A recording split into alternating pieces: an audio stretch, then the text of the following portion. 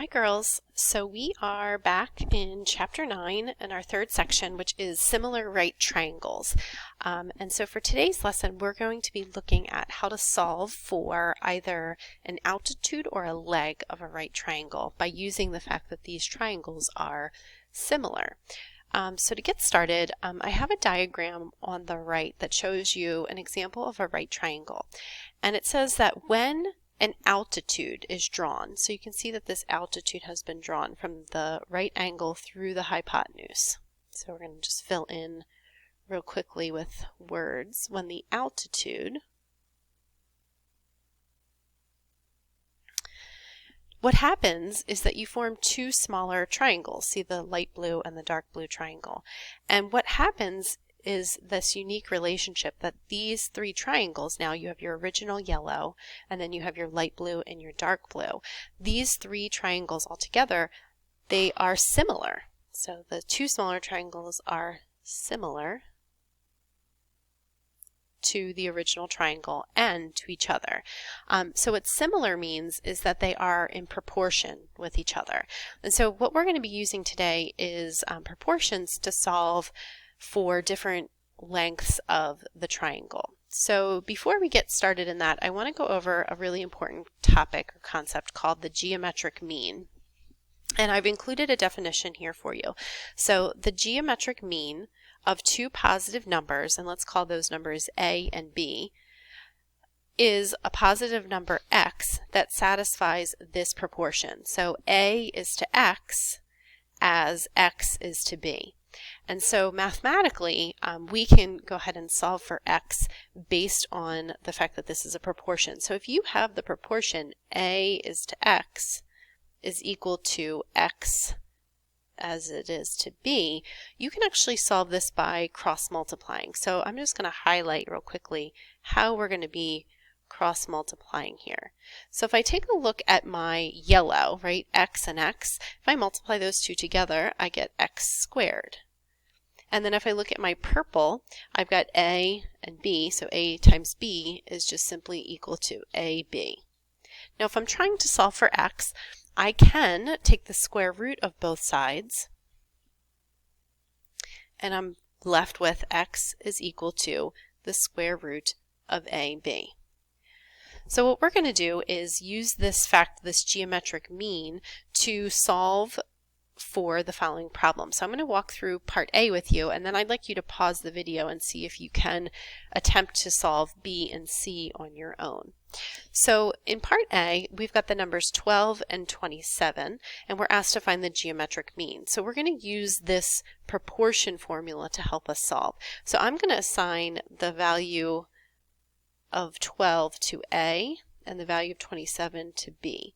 So if I use this proportion formula, it's A, which is 12, over x is equal to x over B, which is 27. And then just like in the definition example at the top, I cross multiplied. So I'm going to multiply my x's together, and then I'm going to multiply my numbers together and set them equal to each other. So if I look at my yellow, I got x squared. And if I look at my purple, I have 12 times 27. So I'm just going to go ahead and multiply 12 times 27, and I get 324. And then the last part of this is to simply find the square root of both sides of my equation to get an answer. And so I'm left with x equals 18. All right, so go ahead and pause the video and see if you can answer B and C on your own. All right, so for B, let's go ahead and set this proportion up. So again, I'm going to assign 18 to be A and 54 to be B. So then my proportion looks like this. 18 over x equals x over 54. So I'm going to go ahead and cross multiply. So I get x squared is equal to 18 times 54, which is 972. And then I'm going to take the square root of both sides, which leaves me with an answer of x is about 31. And I'll just leave it as my round to the nearest whole number. All right, and then part C. So again, I'm going to assign 16 to A and 18 to B. So again, I'm going to set up my proportion. So I've got 16 over X is equal to X over 18. I'm going to cross multiply, so I get X squared is equal to 16 times 18. So if I multiply that, I get 288. And then I'm going to find the square root of both sides. And I get an answer of X is approximately 17. And there you have it. All right, so now that we've had some practice with computing the geometric mean, we're going to see how this relates to finding the altitude of a right triangle. So I provided you with a definition of the theorem that you can see here and a drawing. So in a right triangle, I've got this yellow right triangle here, the altitude is from the right angle to the opposite side, or the hypotenuse. It divides it into two segments. So we've got the left segment and the right segment. And so to find the length of the altitude, that can be written as a geometric mean of the lengths of the two segments, the left segment and the right segment. So we're going to run through an example with some numbers so you can see how this can be applied. So if I take a look at example 2, right, I have my altitude here. I've got a left side and a right side. So based on the formula, I'm going to assign this to be A, and I'll assign this to be B, and this H is going to be my X. So just like finding the geometric mean. So to set this up, I'm going to say that H, or 4.9 is to H as H is to 10. All right, and then we're going to simply cross multiply. So I've got H times H, which is H squared, and then I've got 4.9 times 10, so that's easy. I just move the decimal point, so I get 49.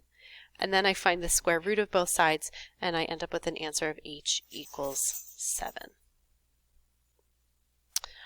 All right, so let's go ahead and run through one more example when we're looking about the leg of a right triangle. So here are two different examples. So in a right triangle, if you again take the altitude and you divide it into two segments, you've got a part and another part.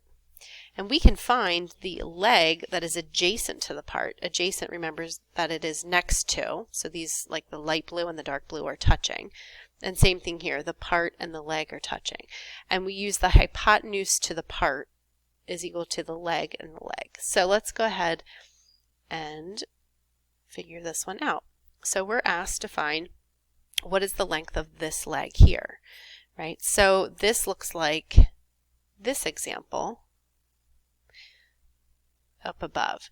So how we have it set up is we need to find the hypotenuse. So the hypotenuse of this big triangle is this distance here. So I've got a line segment of 9 and a line segment of 7. So I'm going to write this out just so that we can see where this number came from. So 9 plus 7 is my hypotenuse. I'm going to put that over the leg that I'm trying to find. So that's X. And then I'm going to set that equal to the leg again over the part. So since I'm looking at this leg, I want to use this part because it is adjacent to the leg. So I'm going to use the number 9 here. All right, so we can go ahead and simplify this up. So 9 plus 7 is 16 over X is equal to X over 9.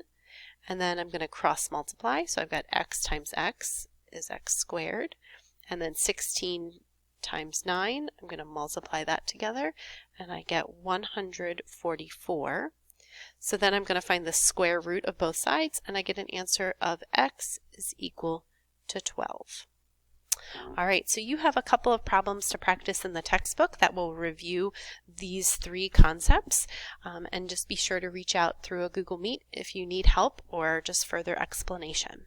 All right, I'll talk to you girls soon. Bye.